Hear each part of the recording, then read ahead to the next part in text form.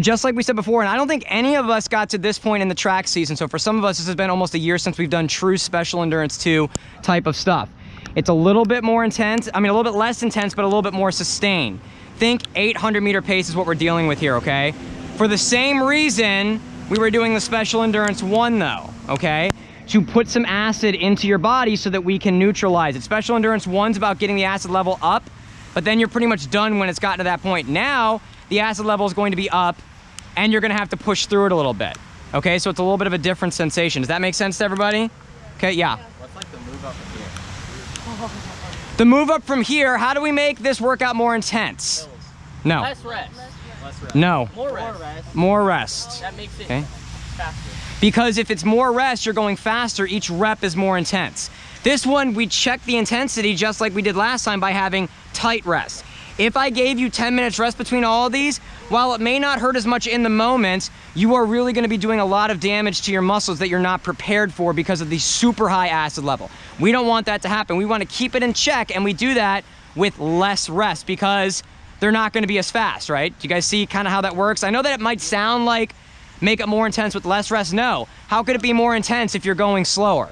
Does that make sense? Okay, so that's the idea behind this. We do Special Endurance 2 for the same reason we did those plyometrics before without our shoes, because of the added foot strength that we get from it. Special Endurance 1 is too fast and too short to really get the strength gains we need, okay? This is the exact right amount of intensity and duration that we want, okay? The other option we'd have is never wear shoes again, which again, as we've said, is just not practical, okay? So 3 minutes rest. So you're gonna get from wherever you finish back down to here, and we are starting you in 3 minutes, okay? If I give you too much rest, I'm doing you a disservice, okay? So you gotta get back over here, huh? Do we think we can do this all as one group? Yeah. If not, we're gonna be a couple. They're gonna help me with the rest too. I mean, mine will be more intense though. Okay, yeah. I don't even need my water. 5 to 6. Wait, you're calling out when we're at 60 or? I'm gonna try my best to call out anything. I'll put it. Sorry, what's our rest again? 3 minutes, okay? Any other questions, guys and gals? Okay, when we come back and we do this again in about 10 days, and the rest is gonna be about 4 to 5 minutes, this will feel much less painful because you can neutralize the acid. Again, I'm gonna point to what Amir said to us last year when we did one of these workouts, that it felt almost like the end of a 5K. But then, by the end, it doesn't feel that bad because we can neutralize the acid. Remember we talked about, I think a week ago today, the idea of the oven mitt? You keep touching that hot stove, you're gonna get burnt every single time. We have to put something in between our hand and the stove. That's the metaphor for our cells and the acid. Does that make sense to everybody? Yes. Okay. No human can tolerate the acid. We have to put something in between our cells and the acid, and that's the neutralizing factors, yeah. Can pain medicine be the barrier as well, or no? No. No. Ibuprofen is not going to help you push through acid levels. Your muscles, the acid level thing, guys, is a safety mechanism, because if you go too fast, you could tear your muscles apart. It actually is a safety mechanism. The same reason why we talk about the alactic energy system only lasts for about 6 to 7 seconds.